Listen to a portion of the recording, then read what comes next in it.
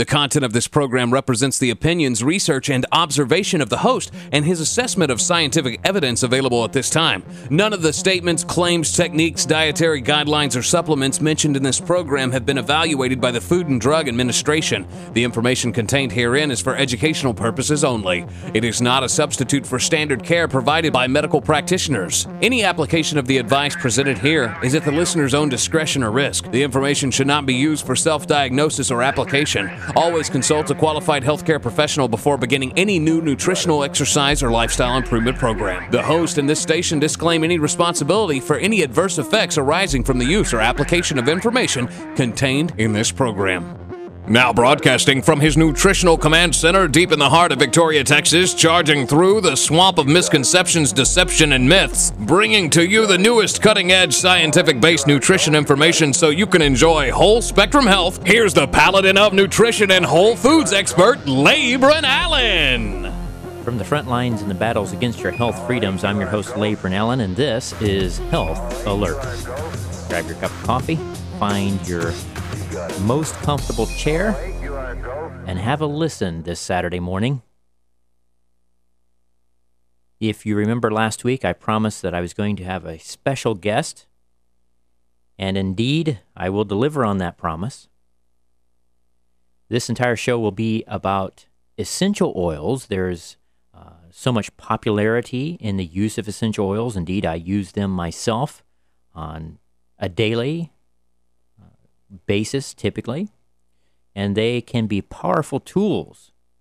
However, because of so much popularity within their use and different companies coming into the picture, there's been a lot of marketing hype. There's been just general misinformation about the use of these essential oils, and some people are experiencing rather adverse effects based upon what they've heard from others and how to use these different types of products, these different kinds of essential oils. So this morning, I have a real treat for you.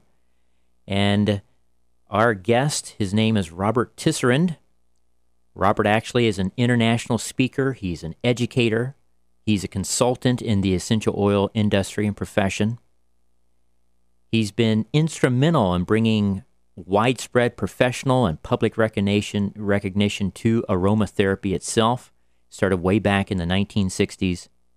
And now in the past few years, he inspired live audiences on 4 different continents, including in Prague, Beijing, Sao Paulo. He keeps track of all the published essential oil research. He collaborates with medical doctors, herbalists, pharmacologists, and he integrates the scientific data with holistic principles. Robert has 40 years of experience in aromatherapy product development, has an expert knowledge of essential oil safety. His 1977 text, his book, The Art of Aromatherapy, has been translated into 11 languages. And his book, Essential Oil Safety, which I highly recommend that you get if you're interested in the safe use of essential oils. It is an excellent reference. It's also regarded by aromatherapists as the industry standard for safety guidelines. So without further ado, here is Robert Tisserand. Robert, how are you doing today? I'm doing great. How are you?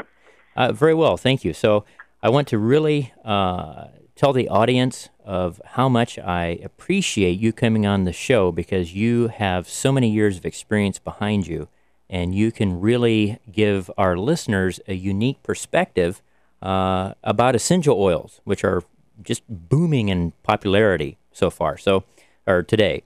So with your unique perspective, you have over 40 years of experience in essential oils. You're able to actually give the history of how essential oils have become so popular today. So could you tell our listeners about your perspective into the essential oils? Well, I got involved in the late 60s, early 70s when I was living in London. And I would say at that time, aromatherapy was very much seen as a beauty treatment. You went for a massage, you had a facial, you felt good, it was a beauty treatment, and that was it.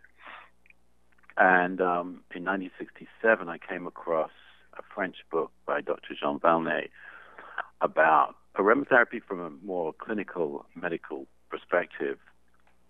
And that really made me realize that this was more than a beauty treatment. It was something that really fascinated me and has ever since. That's really fascinating. So you actually are quite familiar then with the French method of essential oil use. Well, the French, I don't know if there is a French method. There are a very small number of doctors in France that use essential oils and herbs as well as conventional drugs in their treatments. And sometimes they will use essential oils intensively, usually because they're treating people with cancer or chronic infections that patients have had for years. And essential oils, ingested essential oils, are really a great choice for treating chronic infections if you're a doctor. I see. So that actually helps quite a bit with some of the misconceptions that seem to be common, especially in the United States, that there are many individuals who suggest to just ingest these different essential oils seemingly indiscriminately. Yeah, I think it gets confusing because people often refer to GRAS status. So they'll say, well, this essential oil has GRAS status, which means it's generally recognized as safe by the EPA and the FDA. But actually, what that applies to is the use of essential oils in food flavorings. It specifically only applies to food flavorings and specifically not to other uses such as medicines. So GRAS status doesn't mean this essential oil is safe to ingest. It means this essential oil is safe to use in food flavorings, which, yes, does result in ingestion. But the word ingestion is where the confusion happens, because it is not a way of saying this is okay to use as a medicine. Have you seen any cases where there has been detrimental effects from the ingestion of essential oils? The most common adverse effect from ingestion is simply stomach irritation. If you put essential oils in water and drink the water, then there are two reasons this is not a good idea. One is that essential oils don't dissolve in water, and so it actually makes it harder for your body to assimilate the essential oil into its system because it's not evenly dispersed. Makes it much harder for the body, but it also means that you have little droplets of essential oil floating around in your stomach, and this can lead to irritation of the very sensitive mucous membranes of the stomach. And as you know, there was a recent statement by Gary Young of Young Living saying, don't apply essential oils to mucous membranes, which basically means don't put them in your mouth. That's a very good point. Exactly right. Continuing on the line with Gary Young, one of the other issues that I've really witnessed with, individuals using essential oils commonly is that they also advertise the use of neat application of the essential oil without any kind of carrier oil to the skin.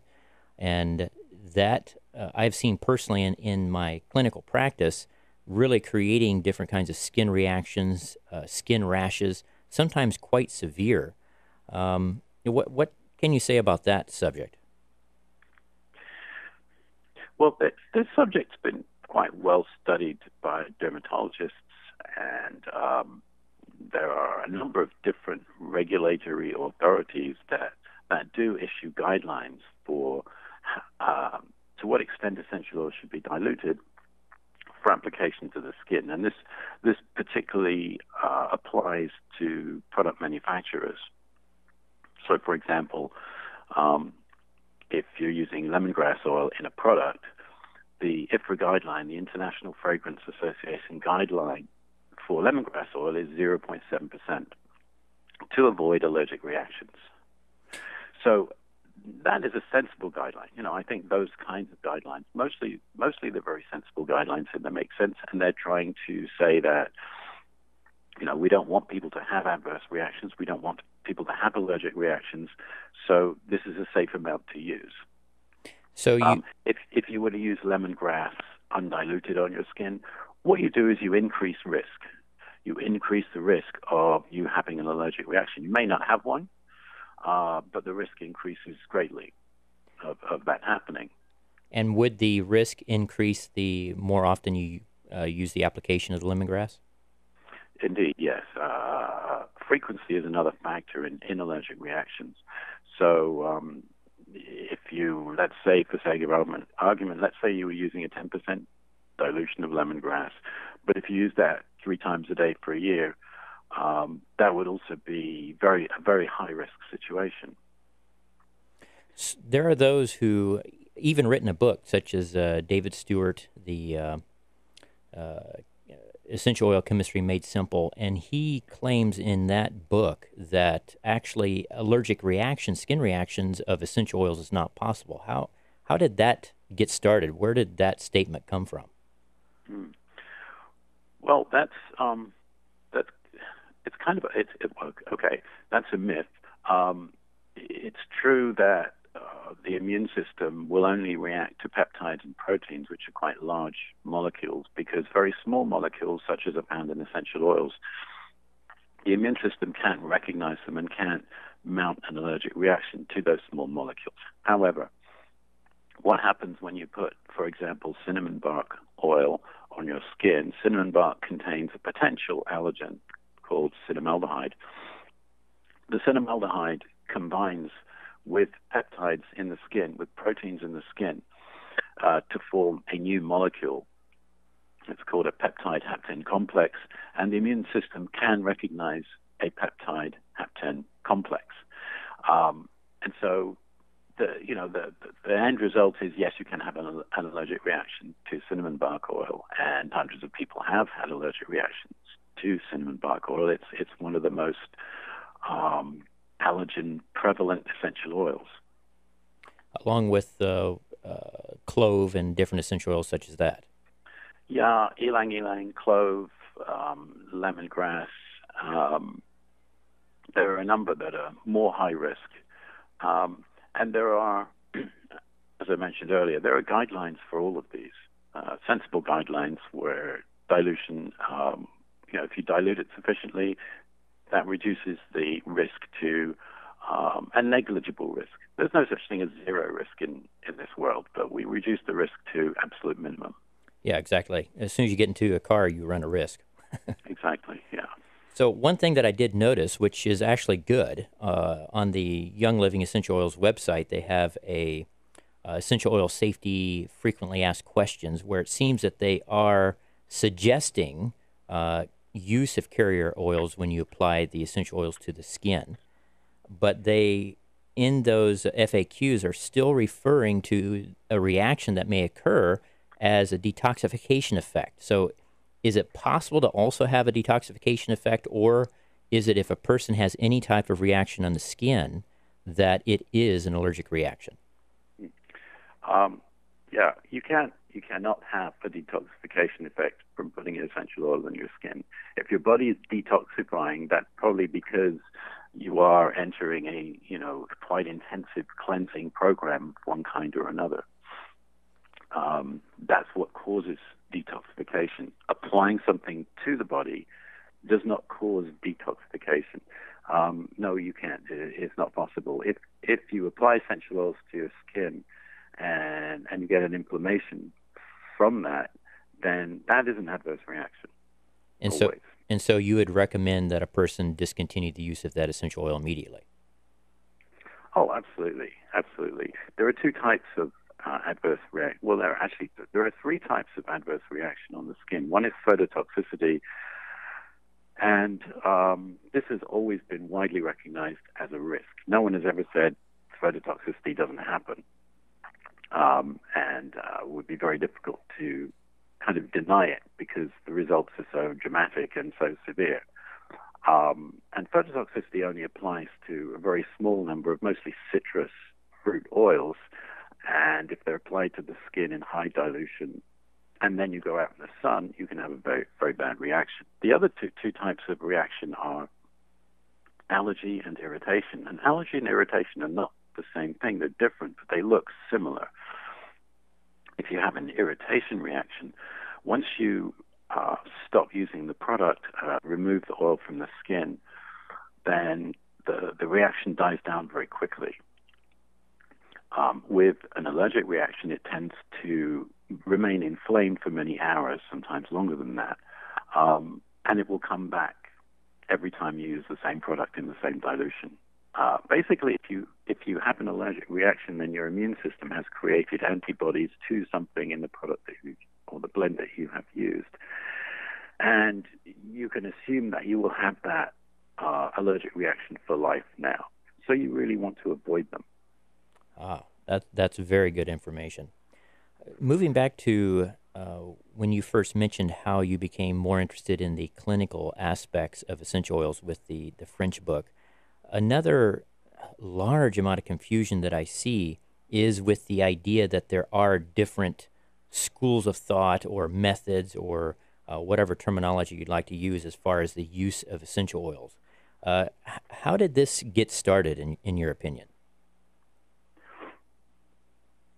Well, I think it got started because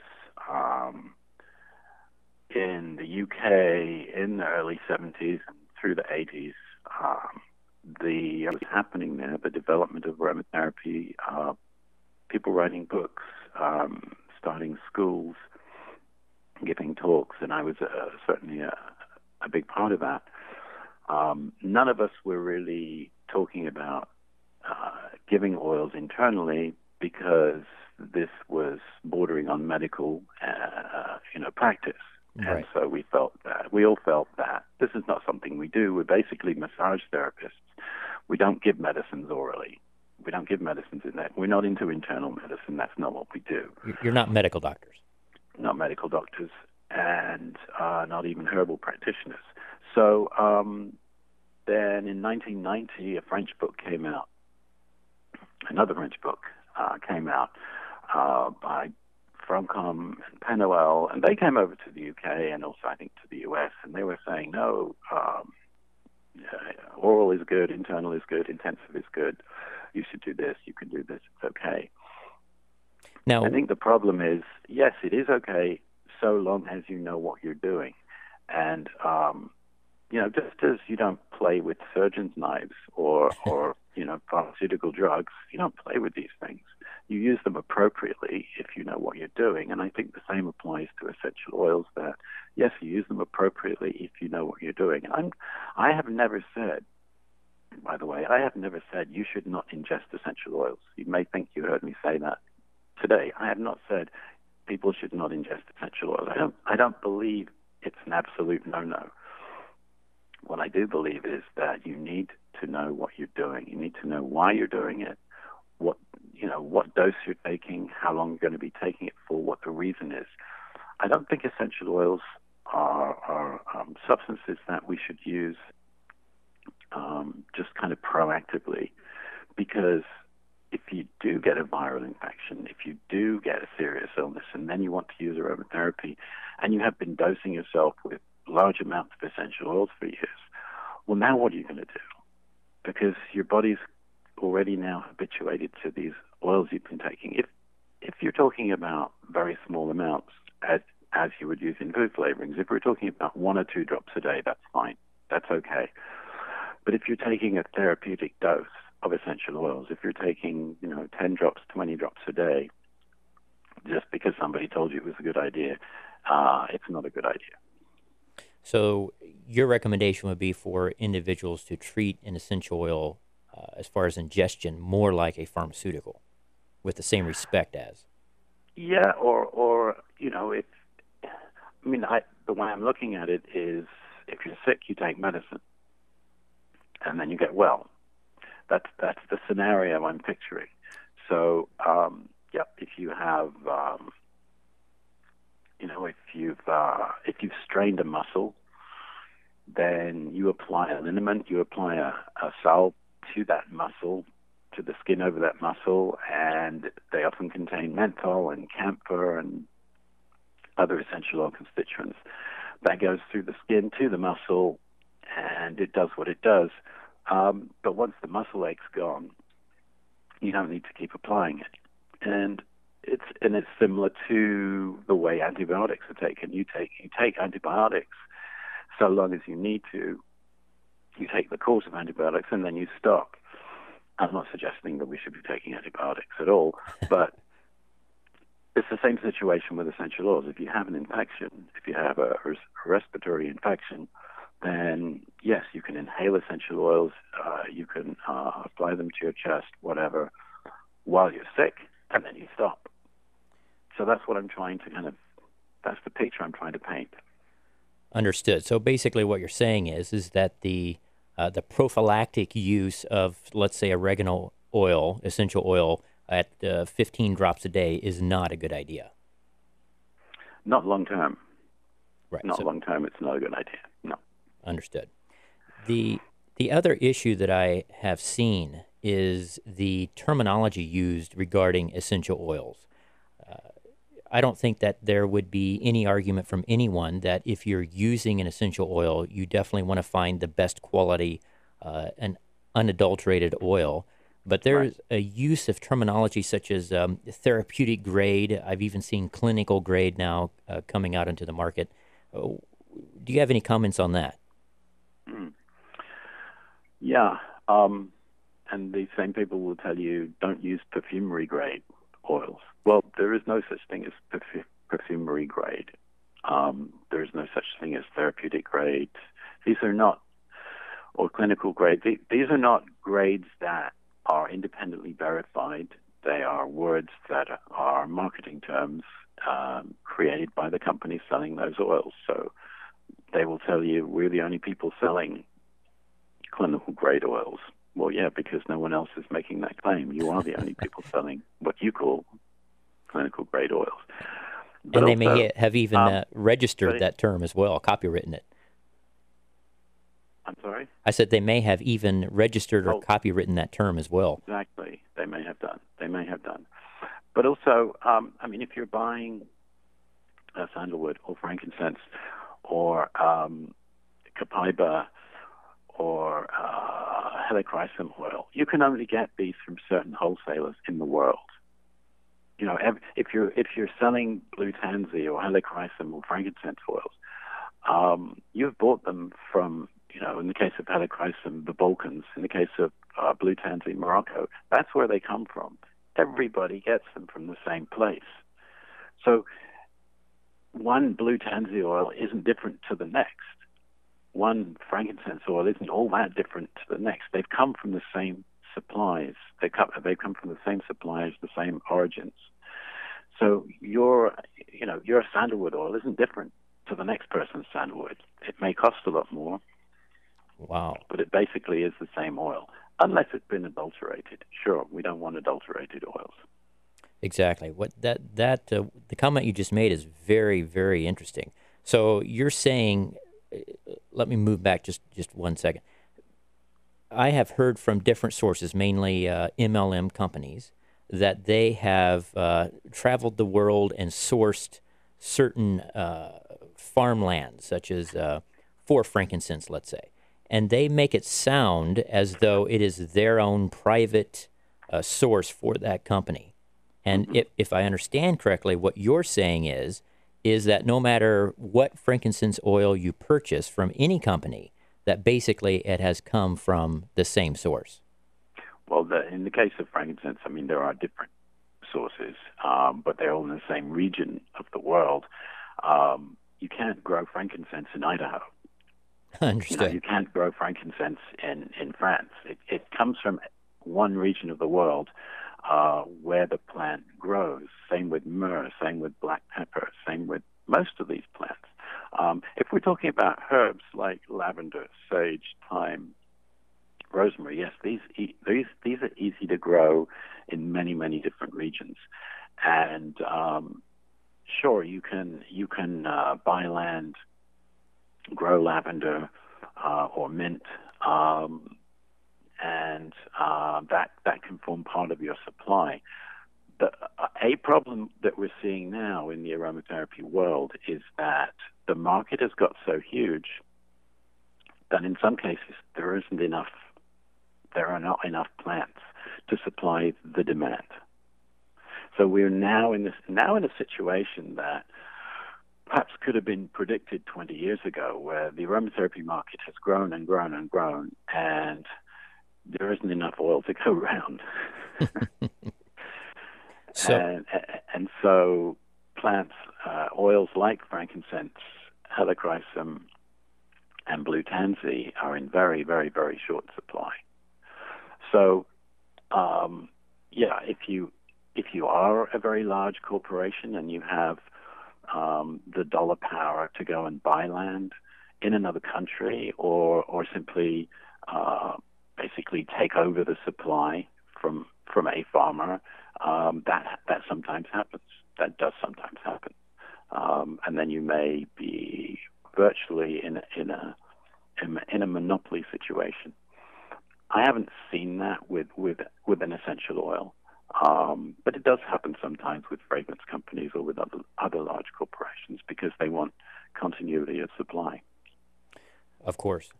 So essentially, though, if a person has gotten frankincense from the same area, in the indigenous area in which that plant grows, then for all intents and purposes, the essential oil is of the same quality if it is not adulterated. Is that correct? It is. Absolutely, yeah. It's very interesting. So what do you see for the essential oil profession and industry? What would you like to see happen over the next 20-year period? As far as standards, as far as use of the essential oils, what would you like to see? Well, one thing I'd like to see is a separation of sales and education. And then I made this comment on Facebook earlier this year, and it didn't go down very well because what I'm saying is if you sell essential oils, then you shouldn't be making medical claims. You shouldn't be making any claims for your oils. You're just selling oils, and the education part should be done by somebody different, somebody wearing a different hat. People were saying, well, how will I know what my oils are good for? Well, the fact is that the situation in the U.S. is almost unique. In the rest of the world, there is a separation of sales and education, especially in Europe, where you can't sell a product and make a medical claim on the label, on the internet, on a flyer, anywhere. You can't, and people don't. Unlike with the FDA, the equivalent authorities in Europe actually do carry out what they say they will do. They enforce their rules, their laws. Whereas the FDA tends not to. It tends to say something and then do nothing about it. Right. So in Europe, they'll shut it down. Yeah, absolutely.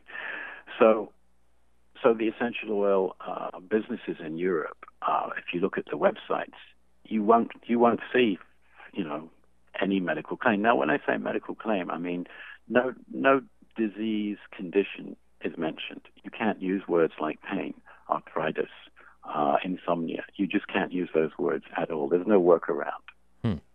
You can't say has been known to help or anything like that. You just can't use those words. And so if people are making claims, they're using words such as warming, soothing, calming, innocuous words like that are okay. Yeah, no direct medical claims, obviously. But I think that will be nice. I don't know if it'll happen. I think it will be nice if there was a separation of sales and education, because then, in a way, you get away from this situation where you have one company that's telling you what their product does, what their essential oil does, and trying to, make a greater claim than the next company. Exactly. Yeah, that happens all the time here in the United States for sure. The other thing that I have seen going along with claims made is, I don't know your opinion about it, but it seems to me that many times claims that are being made as far as the quote-unquote medical uses of the essential oils are actually of what the herb would be able to accomplish and not necessarily the essential oil. How do you feel about that? Mm-hmm. Well, when I got involved in aromatherapy in the early 70s, there was very little information about essential oils. And so it was tempting, I think, for all of us at that time to look at herbal texts and kind of assume that, well, maybe the same thing happens with the oil. I don't think we need to do that now because, one difference between now and then is that now we have a tremendous amount of research material that scientific research has been happening in a big way for essential oils, for essential oil constituents. And there's a great deal that we do know, as well as from aromatherapy and from clinical practice. There's a great body of evidence there too. So we don't need to borrow information from herbal medicine, and if people are doing that, then it can be misleading. Obviously, some herbs and herb extracts contain active constituents that are not found in the essential oil, and so the effects are often different. Exactly. Very good. So what would your recommendations be for individuals who would like to learn good, solid information about essential oil safety and perhaps even some uses of essential oils? Where would you recommend that they go to do that? Well, there's online training, there are books, there's a lot of free information on social media. Obviously, I've written a book called Essential Oil Safety, and I think it's a good book. I think it's pretty good too. Yeah, I would highly recommend that anyone who is interested get your book immediately. It is extremely well written and documented. There is one thing I wanted to say, one thing I'd like to say, which is that if we put Gary Young, Young Living, and David Stewart in one box, then what I used to hear coming from that direction was that essential oils, if they're natural, are totally safe, apart from phototoxicity. Exactly. So apart from phototoxicity, really there's nothing that can go wrong, so long as you're using, the right brand of essential oil. And then I think 2-3 years ago, I started to hear more cautionary messages. I started to hear that, well, yes, there are things that we are calling hot oils, and if you get redness on your skin, then you need to apply a vegetable oil. So there was an acknowledgement that skin reactions other than phototoxicity could happen. And I think what we're seeing now is quite a big change because as well as acknowledging adverse skin reactions, now looking at this document, there's talk about the possibility of interactions with medications and not using undiluted oils on the skin, the possibility of risks during pregnancy. And so I think the cautionary messages that we're hearing now, and this is a good thing, I think there's a wider recognition now that a number of different adverse reactions are possible. They are rare. They don't happen very much, but they are possible. Exactly right. Yeah, even in the FAQ document itself on line 6, the last sentence in that line is that excessive use of essential oils may increase the risk for adverse reactions, which, exactly. If it's only a detoxification effect, what could possibly be an adverse reaction then, other than an allergic reaction? Yeah, I had the same thought. Yeah. And the other thing that I see going along with this is David Stewart's book. Basically, this FAQ on the Young Living Essential Oils website is 180 degrees from what is being stated in his current edition of the book. Mm-hmm. Yeah. Yeah. I don't know. I don't know what people on the Young Living, social media groups are saying to each other. That might be interesting. It may to be. know, but they might be feeling a little confused at this point. All right. Well, again, thank you very much, Robert. I appreciate it. Fantastic. Good to talk to you. Good to talk to you as well. You have a good morning. You too. Bye. Bye. Well, so there you go, folks. I hope that you have found this information very useful, especially if you have heard about essential oils, you're thinking about getting into the use of essential oils, or you are currently using essential oils. I hope that you find this information very helpful to you. Again, I mentioned at the beginning of the program that Robert has written several different books. I do recommend that you get his essential oil safety textbook. It will prove to be extremely helpful to you if you do so. Our next free health seminar is going to be November the 25th. It's going to be called A Kitchen Detox, and the idea is of how you can make your own kitchen cleaning products using essential oils, so we can get out a lot of the synthetic chemicals that can be quite damaging, and we can safely use some of these essential oils in order to thoroughly clean, sanitize, even disinfect our kitchen and bathroom environment. So that's what the subject of our next free health workshop is going to be. It's going to be on Tuesday at 6:30 p.m. and you're invited. The location is The Natural Health Clinic at 3908 North John Stockbauer, Suite C here in Victoria, Texas. I highly recommend that you RSVP. You can do so by calling Brandy at the front desk, and the number is 361-575-4683. Well, that's it for this week, folks. Tune in again next week, and until then, be safe and be healthy. Thanks for listening.